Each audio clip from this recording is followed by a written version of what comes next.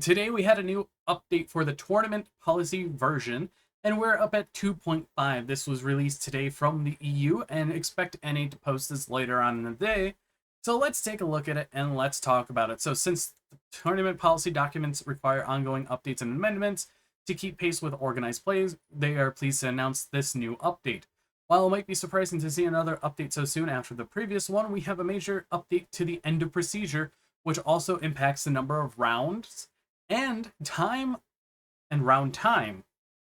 You will absolutely need to know this new information going forward before heading to your next event. And they have prepared this article with the major changes and what they mean for you to help you properly prepare for your tournament play. It may not include each and every change, but it will explain the more significant ones. So, reminder that previous subsection designations may have changed due to adding a new subsection.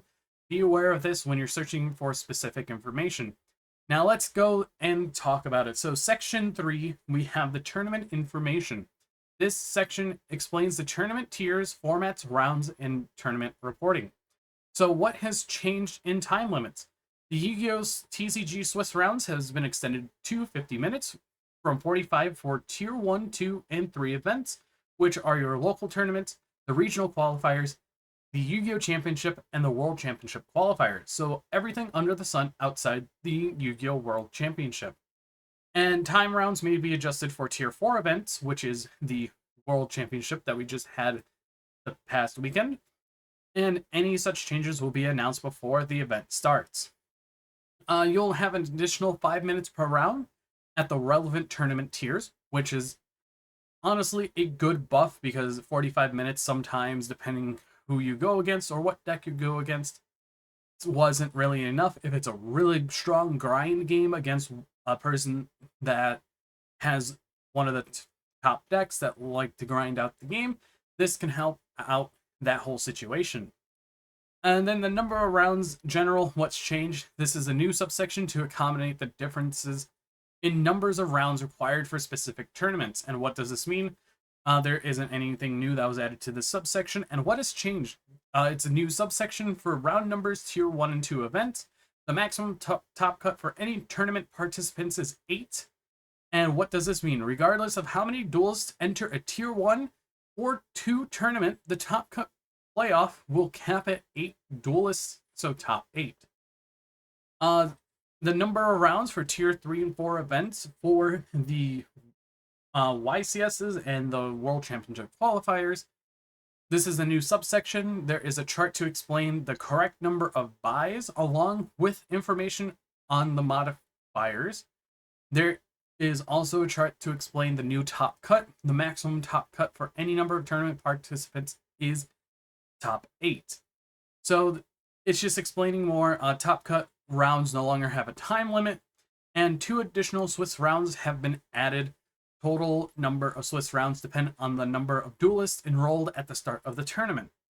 So it's just adding an additional 2 rounds to an event or the Tier 3 and 4s, which is absolutely fine. Now, what does this mean? Regarding of how many duelists enter a Tier 3 event, such as a YCS or WCQ, or a Tier 4 tournament, the World Championship, the top cut playoff cap is at 8 duelists. Duelists in playoff rounds will not have a set time limit for the round to end. During these rounds, duelists will still be expected to play at a proper place, so play penalties will be enforced. We are balancing out this change by top cut by adding 2 additional Swiss rounds at the Tier 3 tournaments, such as YCS and WCQs. Even if you lose in the early Swiss rounds, you still have additional rounds to recover, which gives you a chance to win additional pricing or even make top 8. Pricing distribution for the top finishers remain the same, even if you finish outside of the top 8. Prizes will continue to be awarded to duelists depending on their final standing in the tournament, just as before. And let's get into the tournament play. This section covers information about registering for a tournament, required items or materials for tournament play, and basic policy for tournament plays. So intentional draws. What's changed? The subsection has been removed. What does this mean? With the new end of match procedure, matches can no longer end in a draw, intentionally or otherwise. This is very important because a lot of people ended up doing intentional draws in either the last couple rounds or even the last round. So both of them had a better chance of topping an event. So removing this makes it where either one person has to win the duel or both players get a loss. After that, reporting the match results. This section covers all information about end of the match and reporting tournament results. Changes to this section includes subsection A, reporting the match result. So what has changed? In addition to the game loss applied to the next round for the duelists responsible for submitting match results within 5 minutes of the end of the round, both duelists receive a match loss for the current round. If the round ended in end of match procedures, resulting in a double loss, both duelists are equally responsible for submitting the match result. What does this mean? Make sure that your match result is submitted within 5 minutes of the end of the round due to the new end of the round match procedure. An unreported match result will be recorded as a double loss. If you're submitting the match result via Neuron, you are exempt from this penalty. Speak to the tournament organizer if there's a delay in submitting the result. So subsection B, end of match procedures. What has changed? We have an entirely new end of match procedure. Swiss rounds and single elimination will be using the same end of match procedure. If a match does not end with the winner, both duels will receive a loss for the round. The final match of single elimination tournaments will no longer be timed, and some of tournaments will have additional rounds of single elimination that will be untimed, but that will be posted in the event-specific FAQs. What does this mean?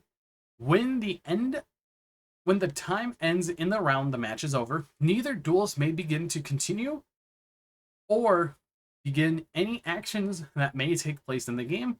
If the match is not finished, then it would end in a double loss.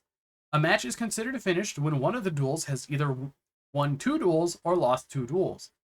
If the duelists have completed 3 duels without the match finishing, and there is still time remaining in the round, if the duels have ended in a draw, the duelist will go into a 4th duel.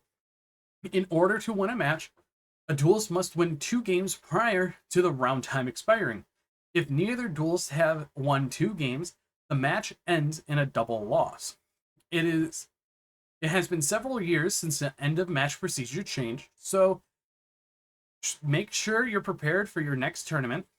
Tournament policy is often overlooked as duelists focus on card text and rolling, but it's every bit as important a part of the tournament. Pre-part, just general things, honestly, which is fine. And please make sure to review the 2.5 version before attending events of whether in-person or remote duel tournaments. So what is this meaning? Well, we have the brand new rulings that they had a while ago, which is just double loss. And realistically, it's going to be interesting to see. And having the preparedness for the event by looking at what all changed, it's going to be really interesting to see what goes on in the future. It's very interesting to me, but honestly, it is a good change that does help fight against people who do tend to slow play on purpose, because now they have to actually play the game instead of stalling out the time, which honestly was one thing that I really did not like previously, where a lot of players just stalled out time. And it's nice to see that that's being changed, but I still don't like that it's a double match loss, so both players get 2 losses, and then it just ends in both players losing the round. But I kind of want to see how this works out for YCS Anaheim, California, and YCS Lille, France. So gonna be very interesting, and it's gonna be something to get used to. But anyways, tell me what you guys think about the new end of the match procedures, because realistically, we knew this was coming, and I kind of figured that they wouldn't change much. But anyways, I've been BoltSpider, and I hope you guys did enjoy. I'll link this article down in the description below so you can reread everything and go over the article yourself. But anyways, I'll see you all in the next video.